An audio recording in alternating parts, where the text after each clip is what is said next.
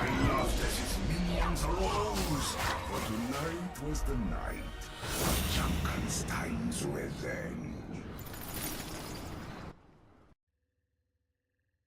So Blizzard released the Halloween Terror 2018 event for Overwatch, bringing over a bunch of stuff from the PTR, like changes to Brig, Doomfist, McCree, Mei, Orisa, Soldier 76, and most importantly of all, Vara and Tor. Along with these changes, they also introduced a few really nice cosmetics, including skins such as Skeleton Army McCree, Jack Frosterlantern Mei, Spoopy Spider Widow, Blue Fish Shrek Fistman, Crazy Bouette Moira, Doulahan Farah, which is my favourite, Jason 76, the long-lost sister Sombra Adams, and a terrifying gerbil in a pumpkin mech. They also gave Bastion a really cute emote. I mean, look at Ganymede. Look at that, he's so cute. Oh, he's trying his best. Then there's a bunch of victory poses and voice lines, you know, the usual, as well as two pretty cool highlight intros for Brigitte and Winston.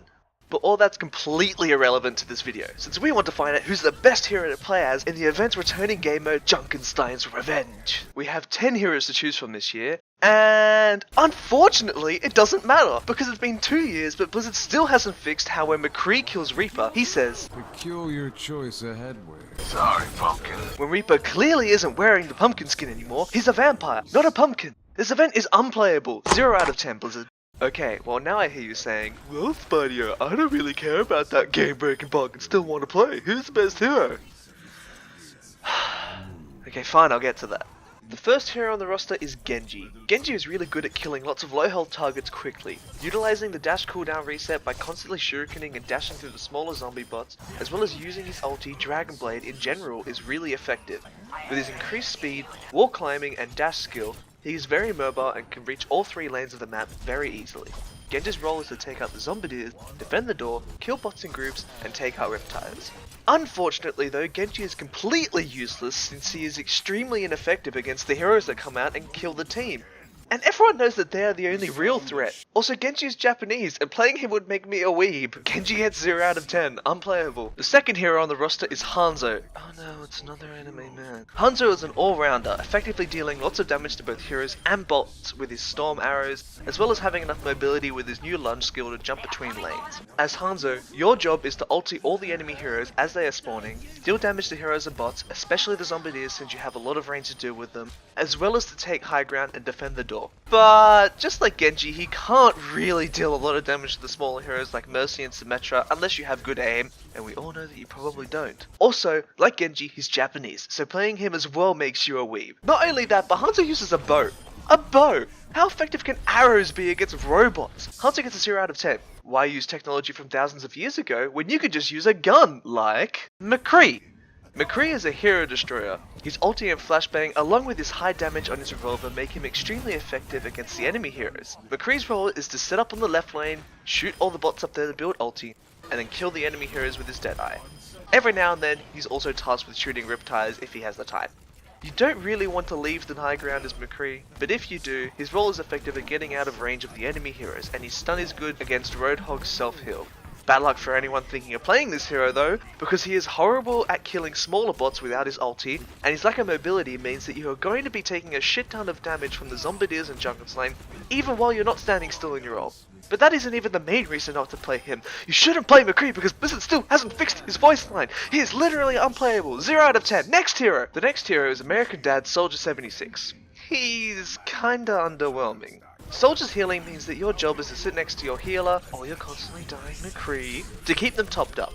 Your sprint gives you some decent mobility and your rockets deal a little bit of burst splash damage. Your sprint however is quite useless since you have to stay with your buddies to keep them healed or else they'll die, and your damage is really piss poor unless you have a Zenyatta. But then your damage would still be higher on any other hero. You take like a full mag to kill 2 bots, so your ulti kills like 5 Zomnics, and don't even think about using it on the enemy heroes. It does nothing. Also, he's basically seen as the dad in Overwatch. I can't handle that responsibility. I'm not ready to be a dad yet. 0 out of 10.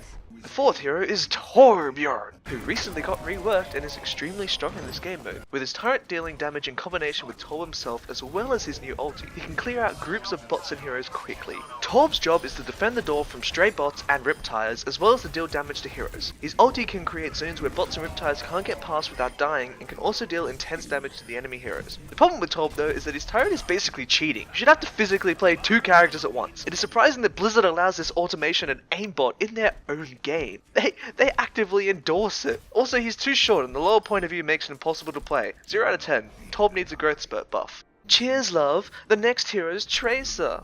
She is useless. Might as well move on to the next hero.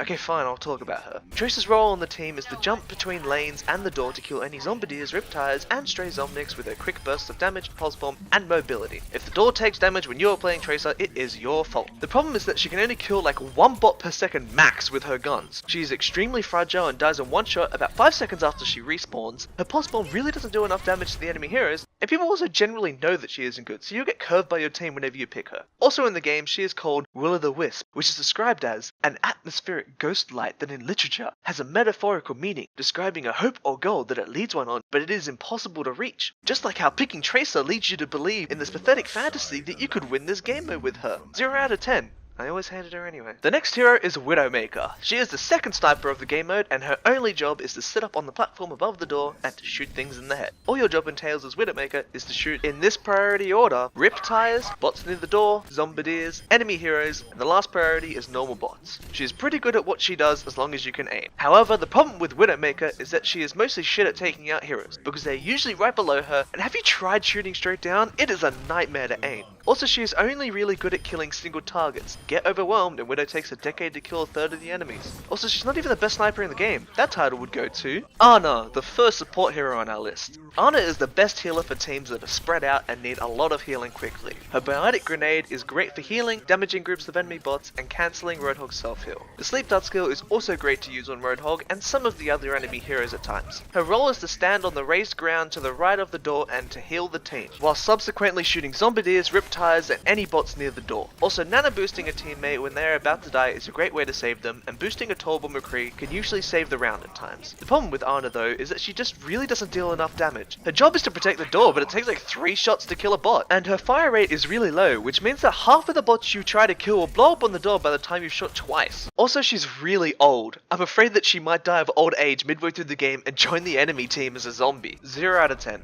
The next support hero is Brigitte. She is extremely useful due to her wide range of abilities. Her shield bash is good for mobility and stunning enemies, especially Roadhog during his self-heal. Her rocket flail thing is good for booping bots away from the door, Roadhogs away from your idiot hook teammates, enemy heroes from your teammates in general, and just dealing long range damage. Her shield is good for blocking any pesky abilities like Roadhog and Reaper's ulti, but is also just good for blocking damage in general while you either wait to heal or escape. Her rally is good at keeping everyone alive during some big team fights as well. Brig's job is to stand in the center of the middle lane and build ult charge, heal teammates with her repair pack, help with killing riptides and stray bots at the door, and to brawl with every single enemy hero. I'm not joking. They will all focus on you as Brig, and with your rally, heal passive, stun, and shield, you can brawl like 3 Roadhogs at once if you're good. Just swing that flail around and distract the enemy heroes so they don't kill your friends. Also, there's this really cool bug as Brig where if you bring up your shield during the entrance cutscenes of the enemy heroes, the camera zooms out and you get a cool third-person view. The bad thing about Brig though is that she just doesn't do enough damage. Even hitting multiple enemies at once, it's so bad. Trying to save the door from stray bots is hard because you can't kill them fast enough. Also, your heal is on a long cooldown, so if more than one teammate every 6 seconds needs healing, you're fucked. Not only all that, she came from this thing. How? 0 out of 10. Zenyatta. He's the last character on the roster. Zenyatta is great at providing overtime healing while not having to give up any damage per second. Just place and forget your Harmony Orb on those teammates that always find themselves in trouble.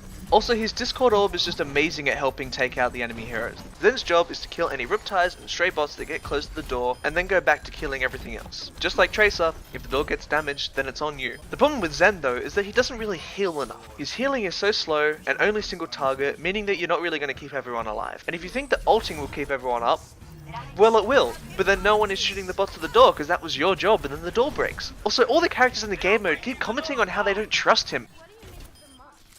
I do not trust him and his strange gods. How can you act as a team if they can't trust you? 0 out of 10. Stop racism against Omnics. So, you just shouldn't play Junkenstein's Revenge. You know, like, unless they maybe add a mode where you can play as the enemy heroes. That'd actually be pretty fun. Also Mei, they should add Mei.